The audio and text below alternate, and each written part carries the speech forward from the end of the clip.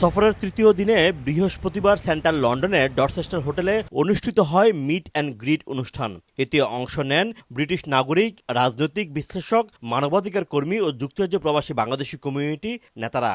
অনুষ্ঠানে আগতরা বাংলাদেশের ভবিষ্যৎ উন্নয়ন, শান্তিপূর্ণ রাজনৈতিক স্থিতিশীলতা এবং বৈদেশিক বিনিয়োগের সম্ভাবনার উপর জোর দেন। এ সময় প্রবাসীদের অভিজ্ঞতা ও চিন্তাভাবনা মনোযোগ দিয়ে শুনেন ডক্টর ইউনূস।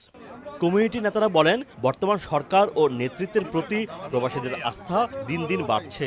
আলোচনায় উঠে আসে আগামী দিনের ইতিবাচক বাংলাদেশের পরিকল্পনার কথা। উনি যেভাবে বাংলাদেশকে, আপনারা নিশ্চয় জানেন, কিছুদিনের মধ্যে যেভাবে পরিচিত করেছেন, আগের বাংলাদেশের চেয়ে অনেক উপরে নিয়ে গেছেন। যেহেতু দুজনেই বাংলাদেশকে ভালোবাসে, বাংলাদেশের জন্য, বাংলাদেশের মানুষের জন্য একটি সুফল বয়ে আনবে এবং ওয়েট ফর পজিটিভ সামথিং। এটা যদি আরো বেশি স্টেক হোল্ডারের ইনভলভমেন্ট হতো, আরো বেশি সাংবাদিকদের সাথে যুক্ত করা হতো এই আয়োজনের সাথে, তাহলে তাদের জন্য, বাংলাদেশের জন্য আরো ভালো হতো। গ্লিটারের টুইন লেমন ও অ্যান্টিব্যাকটেরিয়াল ফর্মুলা বাসনকে চকচকে জীবাণুমুক্ত করে আমাদের দেয় গ্লিটার গ্যারান্টি।